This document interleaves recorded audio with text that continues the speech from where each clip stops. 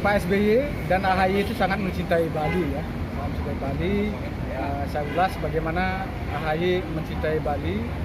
Memang kebetulan sejak kecil, ketika usia AHY belum masuk ke sekolah dasar, sudah sangat sering diajak ke Bali ya, berkunjung ke Bedugul, begitu juga ke Pura Uluwatu ya.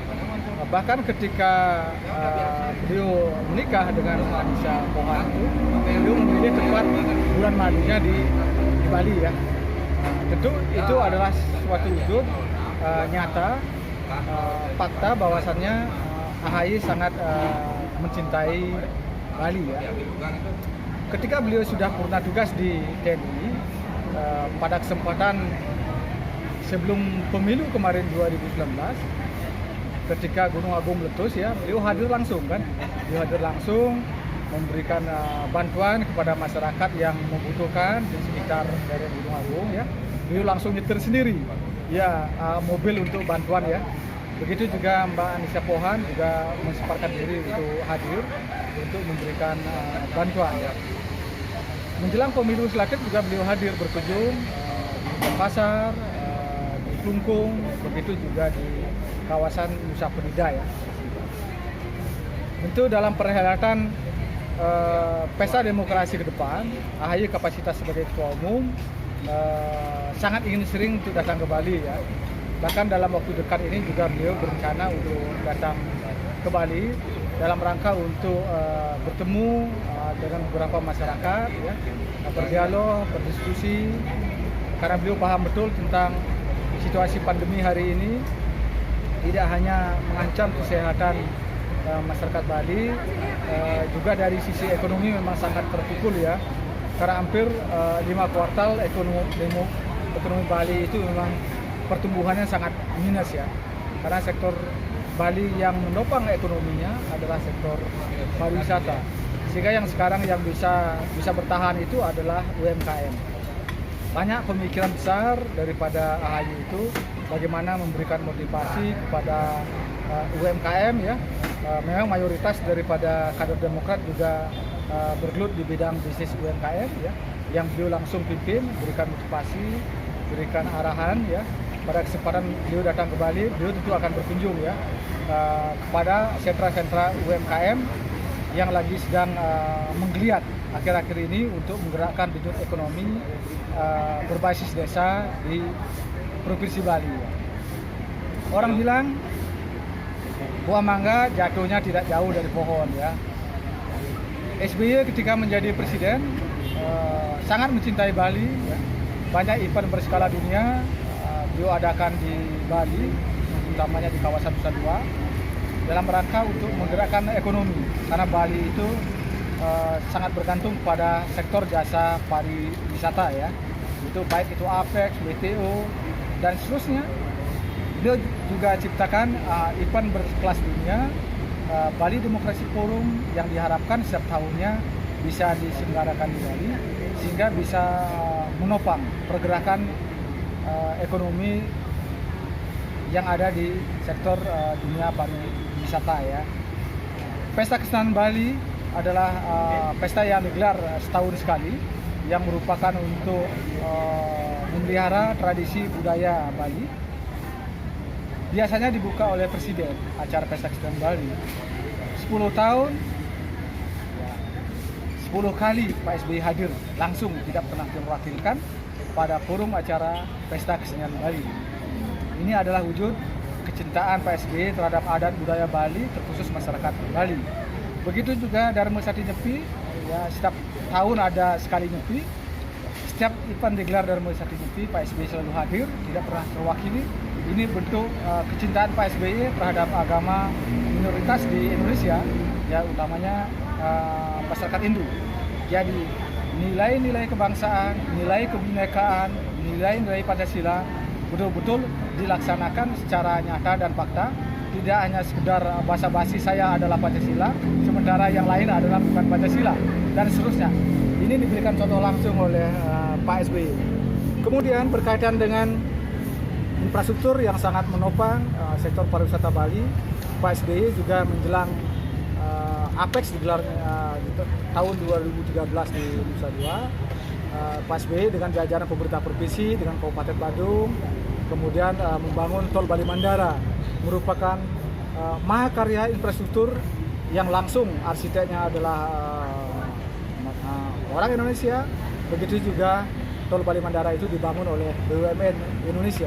Ini adalah salah satu kebanggaan, tol yang panjangnya sangat fantastis ya, di atas laut. Ini tentu mahakarya yang sangat luar biasa, menjadi kebanggaan tidak hanya masyarakat Bali, juga masyarakat Indonesia dan masyarakat dunia. Airport mini, airport Ngurah Rai juga diperluas, baik itu pelabuhan domestik maupun internasionalnya. Kemudian ditata sedemikian bagus, dengan baik, sehingga menjadi airport mini terbaik di ASEAN. Itulah sentuhan-sentuhan yang infrastruktur yang monumental yang digoreskan ketika Pak SBY masih jadi Presiden Republik Indonesia. Termasuk juga Rumah Sakit Bali Mandara bersama Gubernur Mangkupas III ketika itu menjadi rumah sakit berkelas internasional. Juga SMA Bali Mandara yang merupakan SMA memang unggulan, swasta unggulan yang dibangun oleh Gubernur Mangkupas III. Ya tentu atas support juga daripada Presiden ketika itu, yaitu Bapak SBY. Ada beberapa jalan shortcut yang memotong jalur ringkas di sepanjang Tabanan ya.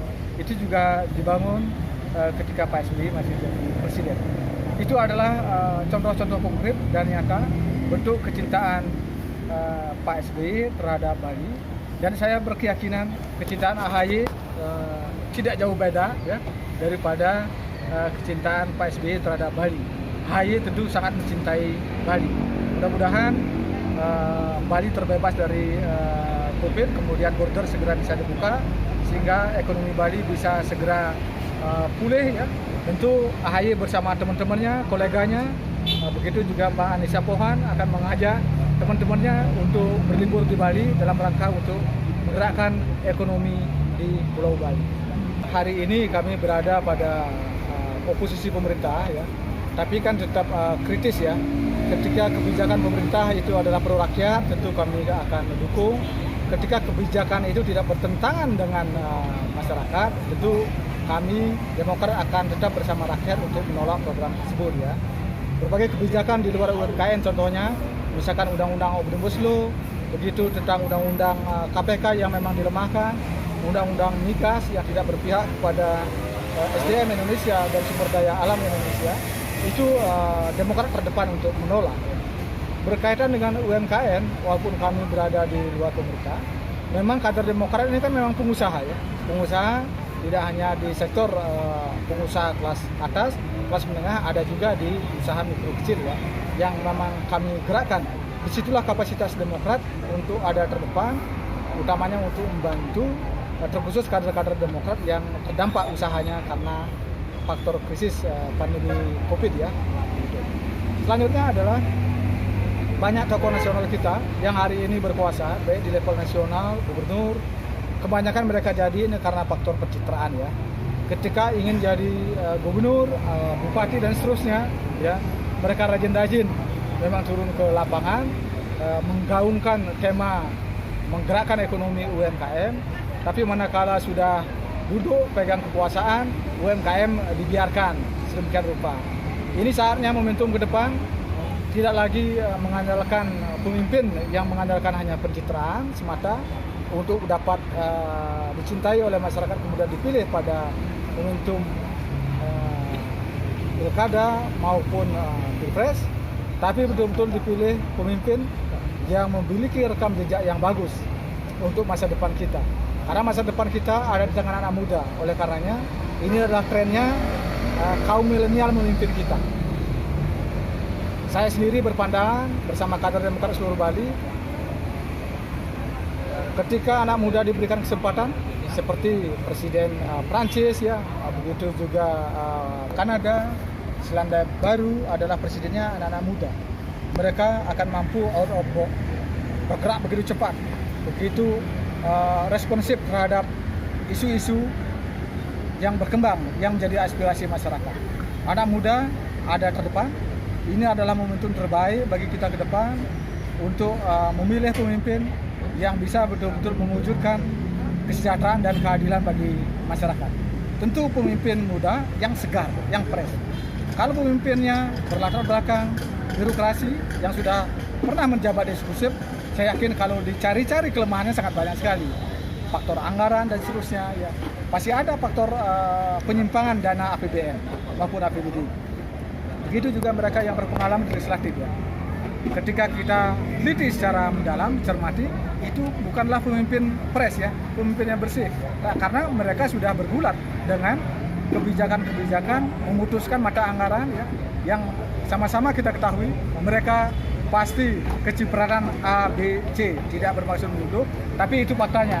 Karena berdasarkan data yang kita dapatkan, baik itu dari KPK, Kejaksaan, Kepolisian, banyak eksekutif kita yang dipilih oleh rakyat kemudian menyalahgunakan kekuasaan, kan, memperkaya diri sendiri.